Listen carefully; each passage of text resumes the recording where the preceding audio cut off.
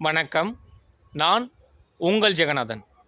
இப்பொழுது நான் கம்பர் வழிபட்ட துர்க்கை காளியம்மன் கோவிலில் இருக்கிறேன்.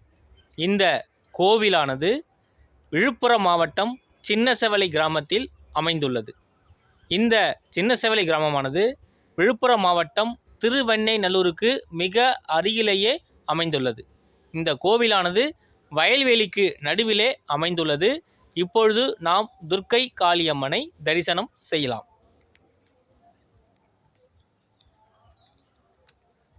ஓம் சக்தி, ஓம் சக்தி, ஓம் சக்தி, ஓம் சக்தி, ஓம் சக்தி, ஓம் சக்தி, ஓம் சக்தி, ஓம் சக்தி, ஓம் சக்தி, ஓம் சக்தி, ஓம் சக்தி, ஓம் சக்தி.